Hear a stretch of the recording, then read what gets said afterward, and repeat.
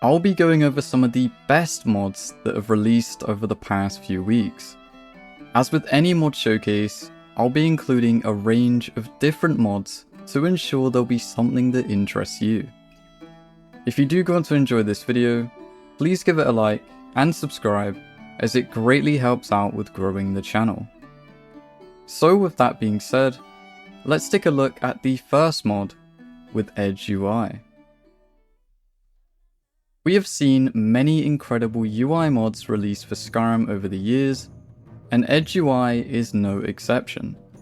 It's a more modern replacement to the classic interface, taking inspiration from games like God of War, Assassin's Creed, and Elden Ring.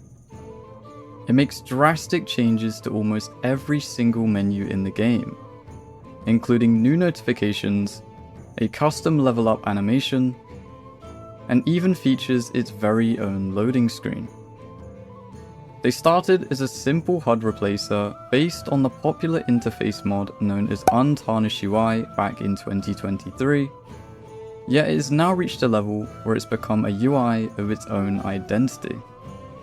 The font is very simple and easy to read, utilizing a mix of colors for the corresponding icons, numbers, and backgrounds.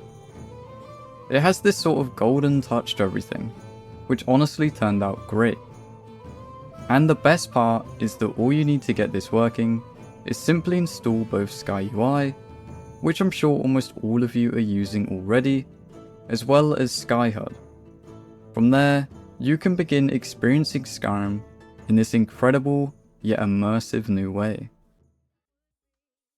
Following on, we have Fallen Champions of Nirn. This adds in 15 powerful new enemies into the world of Skyrim for you to discover in your playthrough.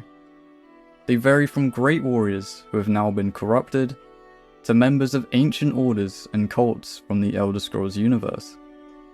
You will likely find them throughout your travels, walking the roads of Skyrim and Solstheim, or out in the wilderness. Some are more passive and will only strike if you dare get close enough, whilst others are a bit more aggressive and will attack on sight. In fact, one of the very first notes on the mod page says, "Be prepared to die a lot." So they're definitely not to be taken lightly. Whilst we have established that they're quite strong, to counter this, the chances of coming across one of them is quite rare, so don't expect to be constantly running into one. Although there is an optional plugin to increase the spawn rate if that's something you're interested in. One addition that I quite enjoyed is that a selection of these enemies come with their very own armors and weapons, which changes based on your current level. This also affects which of them can spawn at a given time. For example, the very first opponents can begin appearing at level 15, with the Wayward Evermore Knight. This scales every 5 levels all the way up to level 65, where you'll face the hardest boss in the mod.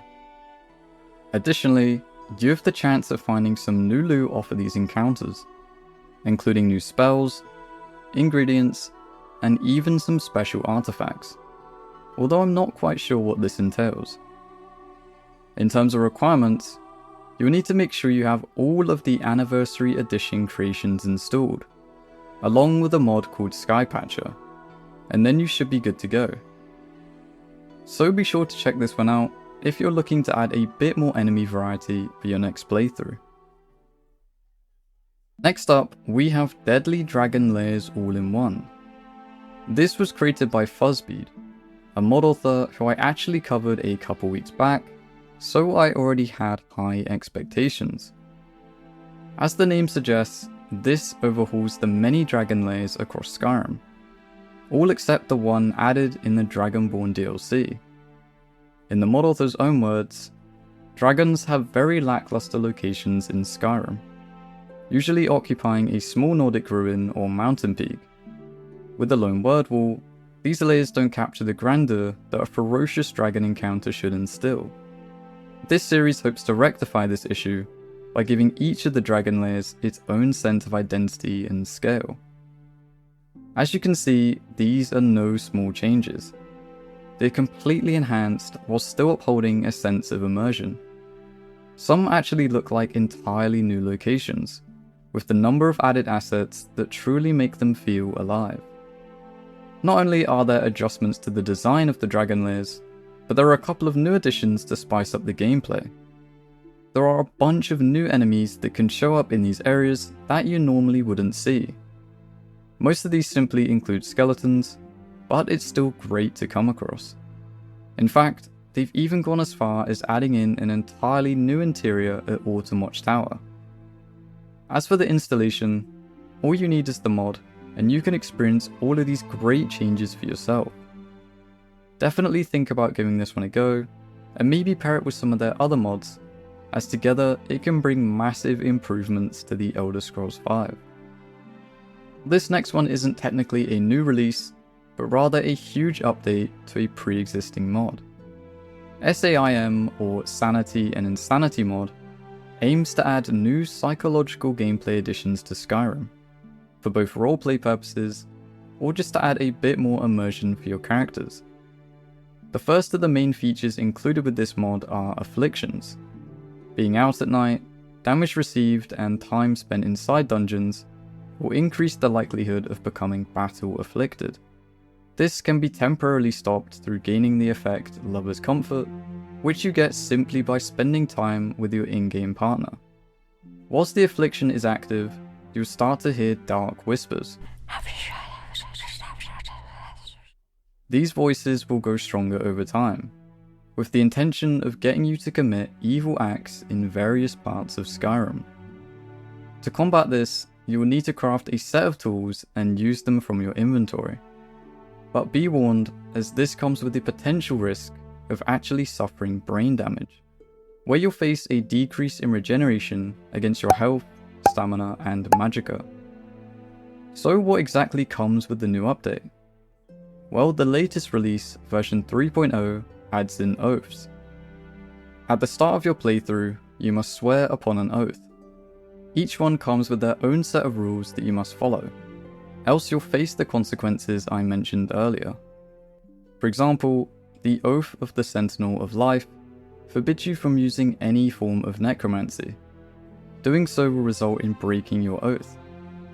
And to top it all off, this mod works great with stress and fear, where your character will actually gain phobias against certain enemies in Skyrim as a result of your actions in combat, blending together to create a truly refreshing way of experiencing the game. Finally, we have Gravewind. This is a brand new quest mod, complete with unique boss fights, custom enemies, and even features multiple endings. It includes an expansive multi-layered dungeon with some pretty great level design. I found myself encountering a number of the undead. They each had their own models and sounds.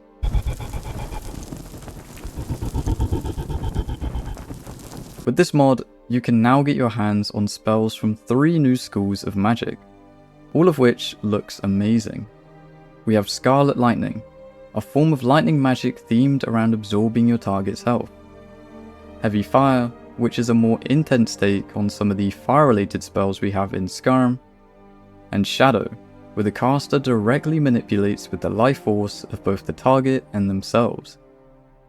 Additionally, we do have a few conjuration tomes that can summon in some powerful new creatures to fight by your side. There are a couple things to note before you can begin. For starters, you'll want to be a minimum of level 25 before you set off, but it's recommended to be a bit higher, so do keep that in mind. And something we always love to see is that this mod can be installed mid-playthrough. No need to make yourself a fresh character.